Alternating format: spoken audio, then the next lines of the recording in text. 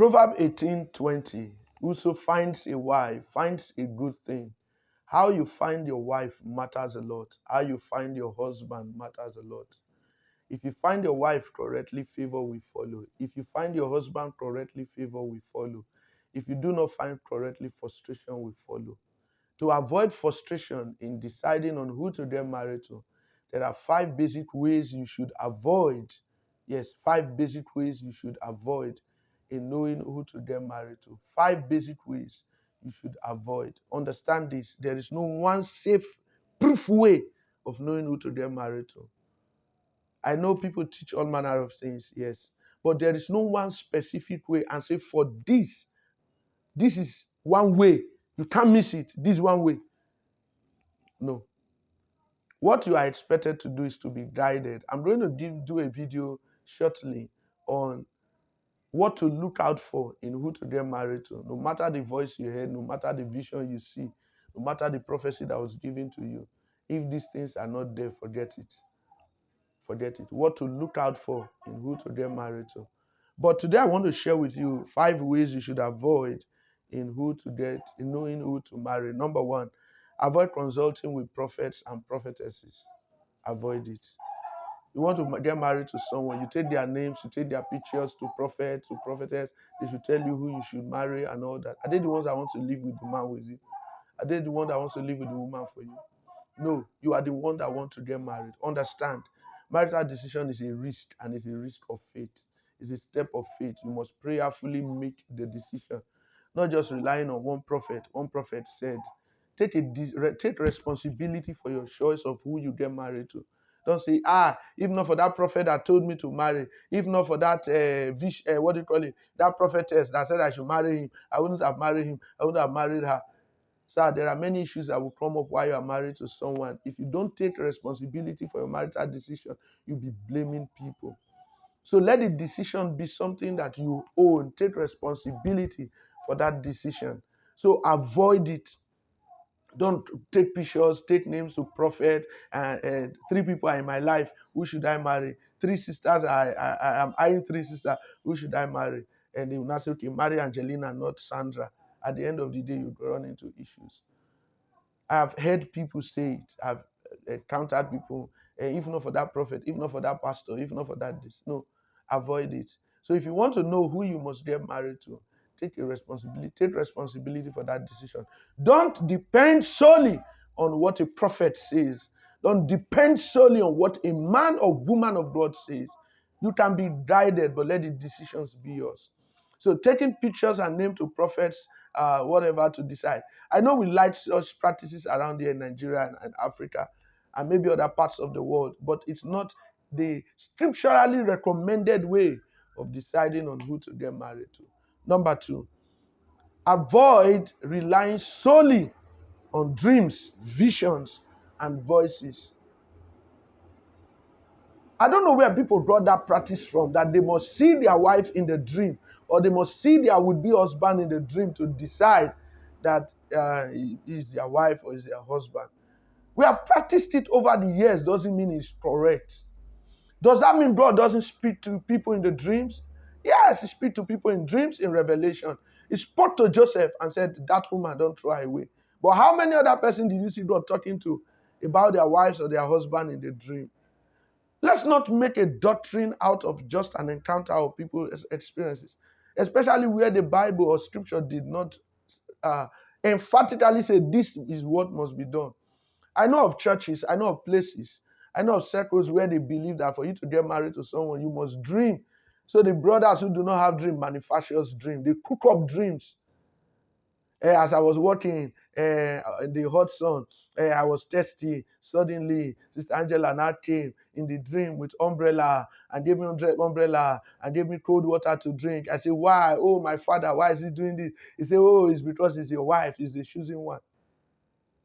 That's trash. No, don't depend on that. No, don't. So you now see brothers manufacturing dreams because the church authorities must ask them, what dream did you have? I've been in a meeting. I finished preaching in one of the campuses some time ago, and a pastor, evangelist came and met me and said, well, I think he asked the question in the meeting. He said, he has a dream, or God showed him in the dream about a particular person, a sister that he should get married to. So he went to meet his superior, I think his superintendent or someone, and say, I have a dream about this. The person say, but another person has come and say he has a dream about that. What kind of confusion is that? What kind of confusion? So I now told him, I said, this is the point where you look out for specific things. So what I will say here is this: regardless of the dream you have, there are certain things you must look out for that the person must have. If they don't have it, forget the dream, forget the voices, forget the vision. You are not going to live in the dream world. You are not going to live in the vision realm. You are going to live in reality.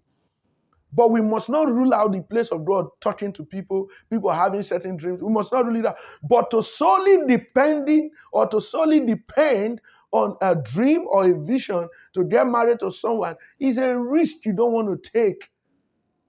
No. So, two ways I've told you: going to prophets, prophetesses, going to depending on dreams and vision. No, it doesn't really make sense.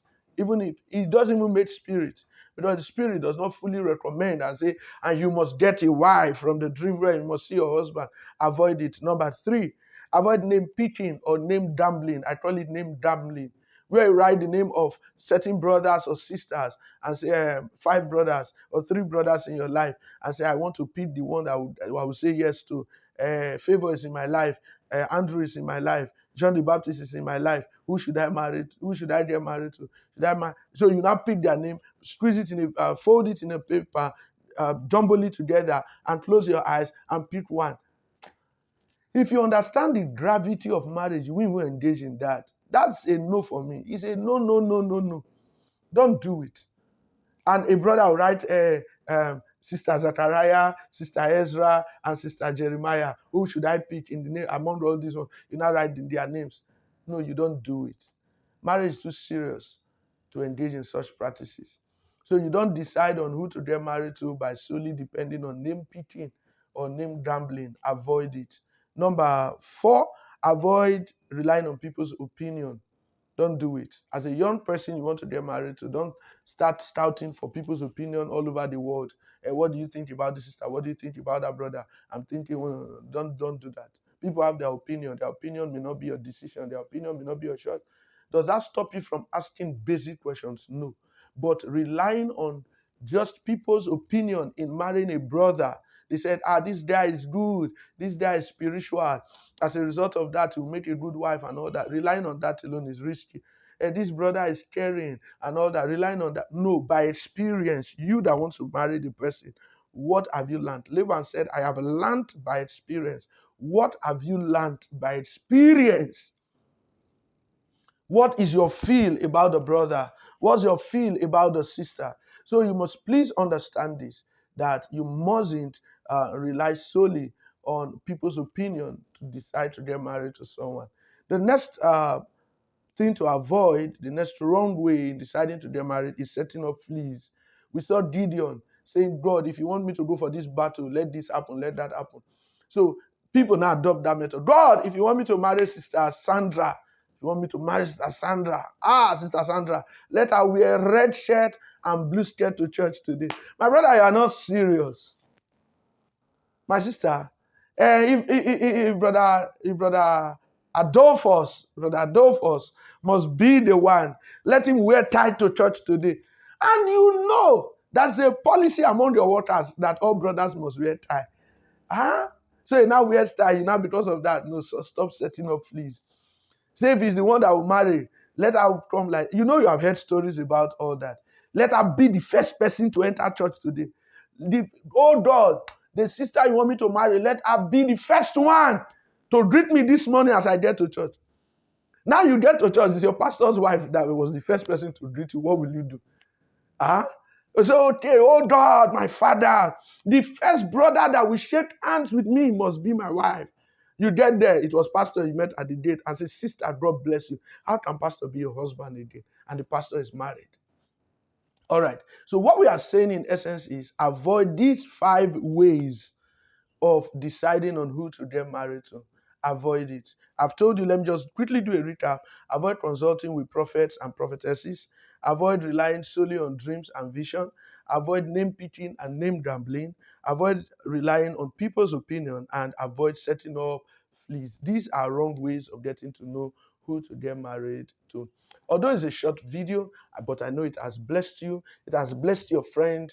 It will bless your friend. It will bless your family member. So we'd like you to please like this video, drop your comments, and again, we want you to subscribe so that updates on our videos, you'll be getting them. And also share this video to all single persons you know around you. Let them listen, because this is the era where people are making some obvious mistake. People are wondering why marriages do not last again. These are some of the reasons. Some of them, it was prophet that told them to marry. Some of them depended on voice or dream that they had. Some depended on other means. Some set up fleas before God. So to avoid making wrong decision in marrying, please share this video with them, and it will bless them. Till I come your way again, always stay inspired, and God bless you.